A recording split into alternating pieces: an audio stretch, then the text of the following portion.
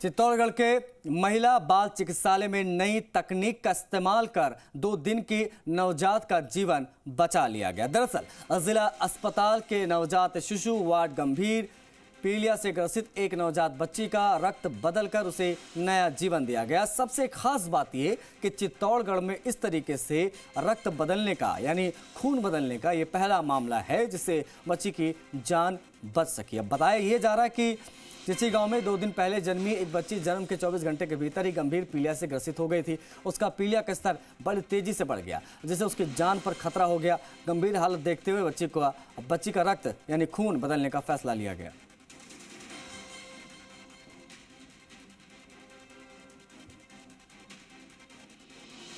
नई तकनीक का इस्तेमाल किया गया और इस मासूम बच्ची की जान बची।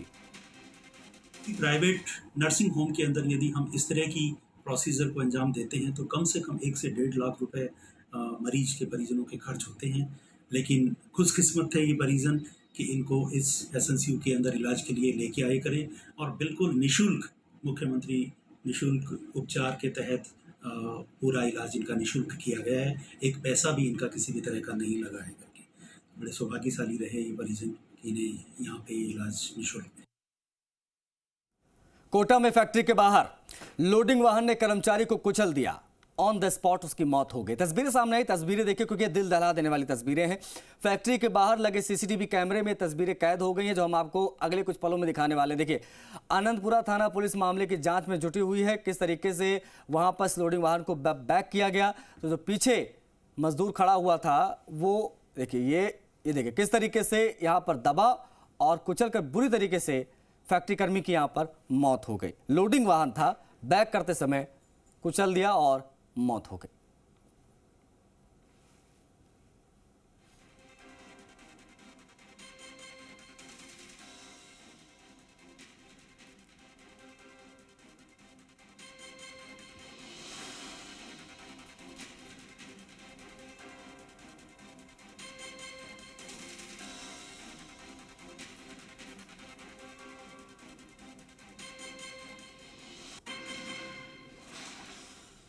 उदयपुर से खबर है। Udaipur CMHO doctor Shankar Bamania Jhadol CSC का औचक निरीक्षण करने पहुंचे। अचानक सीएमएचओ के देखकर वहां पर हड़कंप मच गया। सीएमएचओ ने देरी में पहुंचे 4 कार्मिकों को तत्काल नोटिस थमाया और इंचार्ज डॉक्टर मुकेश गरासिया को जमकर लताड़ा भी। हद तो तब हो गई जब झाड़ोल के सीएससी पर तैनात स्टाफ सरकार द्वारा चलाई जा रही फ्लैगशिप योजनाओं के बारे में जानकारी नहीं दे पाया। इसके चलते सीएमएचओ मामले ने वहां पर मौजूद स्टाफ को जमकर लताड़ा और सीएमएचओ विजिट की सूचना पर झाड़ोल उप सरपंच नीलम राजपुरोहित भी ग्रामीणों के साथ मौके पर पहुंची और तमाम मांगों से उनको अवगत कराया। बताया गया कि मरीजों के लिए पेयजल की व्यवस्था नहीं है, मोर्चरी में डीप फ्रीजर नहीं है, सीएससी में सफाई व्यवस्था नहीं है और इस पर सीएमएचओ ने तत्काल झाड़ोल सामुदायिक स्वास्थ्य केंद्र के प्रभारी को समस्याओं के समाधान के लिए कहा और रिपोर्ट भी जल्द से जल्द पेश करने के निर्देश यहाँ पर दिए गए। सीएमएचओ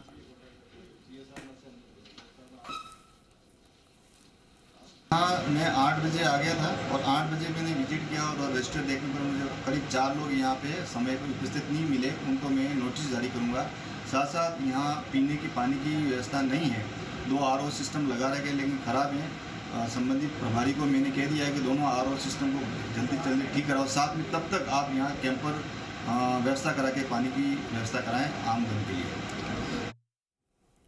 डूंगरपुर में धम्बोला के गोदावाड़ा गांव में 3 बच्चों की मां ने फांसी का फंदा लगाया आत्महत्या कर ली। घटना के वक्त महिला का पति समेत परिवार के सभी लोग शादी में गए होते। घर पर अकेली महिला ने फांसी लगाई, अपनी जान दे दी। जब परिवार के लोग वापस आए, घर के दरवाजे बंद देखे गए, दरवाजा तोड़ा गया तो यह पूरा मामला निकलकर सामने आया। पुलिस को सूचना दे दी गई, पुलिस आगे की इन्वेस्टिगेशन कर रही है। पीआर पक्ष को भी बता दिया गया है।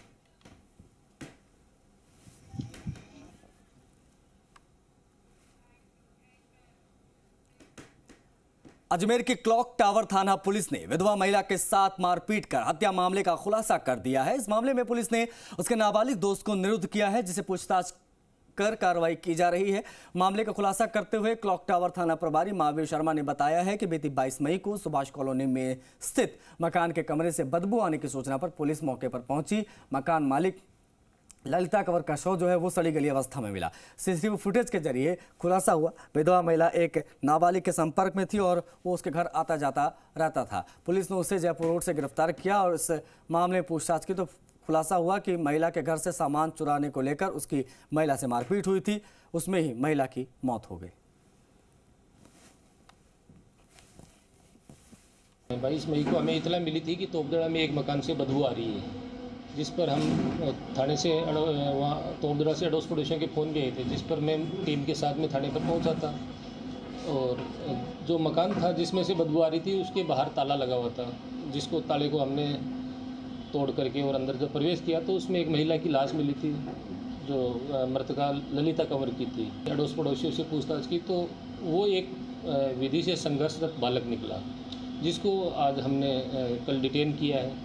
उससे उसका पीड़िता का मोबाइल भी बरामद हो गया और उसका जो मंगलसूत्र वो लेके गया था वो भी हमने बरामद कर लिया है। जयपुर में कल्याण जी का रास्ता के बाद कृष्णा कॉलोनी ब्रह्मपुरी में भी पलायन के पोस्टर लगे, हड़कंप मच गया। दरअसल पोस्टर में नगर निगम अधिकारी, कर्मचारी, वार्ड पार्षद पर आरोप लगे हैं कि इनकी वजह से पलायन करने को लोग मजबूर हैं क्योंकि यहाँ पर विकास का काम नहीं हो रहा है।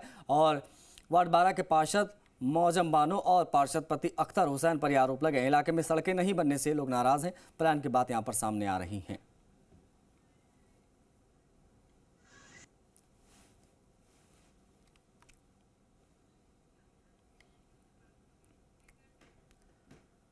केंद्र सरकार के 9 साल पूरे होने के मौके पर 31 मई को पीएम मोदी राजस्थान के अजमेर का दौरा करेंगे और जनसभा को संबोधित करेंगे।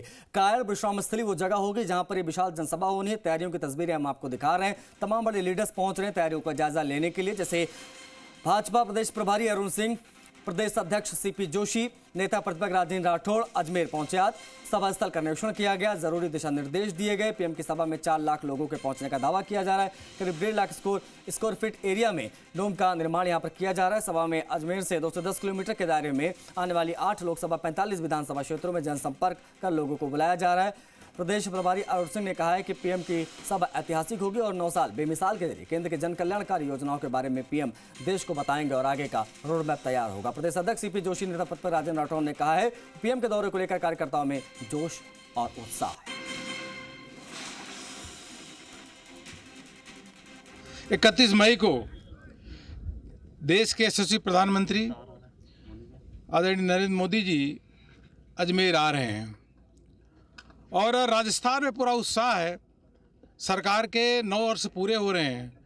हमारे प्रधानमंत्री मोदी जी के नेतृत्व में जिस प्रकार से गरीबों का कल्याण हुआ है, किसानों के लिए कार्य हुए हैं, शोषित वंचितों के लिए कार्य हुए हैं और देश का जो मान सम्मान बढ़ाने का उन्होंने काम किया है और हमारे सांस्कृतिक मूल्य, सांस्कृतिक धरोहर को भी प्रतिस्थापित करने का काम किया है। राजस्थान का सौभाग्य है कि हमारे राष्ट्र नायक माननीय नरेंद्र मोदी जी ऐतिहासिक 9 वर्ष पूरा होने पर पहली सभा राजस्थान को मिली है। यह पूरे राजस्थान के लिए गर्व का विषय है, जिन्होंने एक ऐतिहासिक कार्यकाल में अनेक सौगातें राजस्थान को दी है, चाहे सड़क हो, चाहे रेल हो, चाहे ग्रामीण विकास हो, चाहे शहरी विकास हो। इस संभाग की अब तक सबसे बड़ी सभा देश के यशस्वी प्रधानमंत्री नरेंद्र मोदी जी की होने वाली है। हमने 42 विधानसभा क्षेत्र में पीले चावल भेजे हैं। अकेले अजमेर जिले शहर और ग्रामीण से 1 लाख से ज़्यादा लोग यहाँ आएंगे। अब तक का सबसे बड़ा टेंट और डोम यहाँ बनेगा। लोगों में अपार उत्साह है। बढ़ेंगे आगे। दौसा में सियालदाह ट्रेन को बम से उड़ाने की धमकी के मामले में जीआरपी और आरपीएफ ने कुछ देर में ही एक शख्स को गिरफ्तार कर लिया। आरोपी का बांदीकुई अस्पताल में मेडिकल करवाया गया है। आरोपी की मानसिक विक्षिप्त होने की बात भी सामने आ रही है। पश्चिम बंगाल निवासी बापी बर्मन इसका नाम है जो आरोपी है। आरोपी को बांदीकुई एसडीएम के सामने पेश किया गया, जहां से एसडीएम ने व्यक्ति को जेल भेज दिया। आरोपी ने ट्रेन के मंडावर पहुंचने पर धमकी दी थी। ट्रेन के बांदीकुई पहुंचते ही उसको गिरफ्तार कर लिया गया।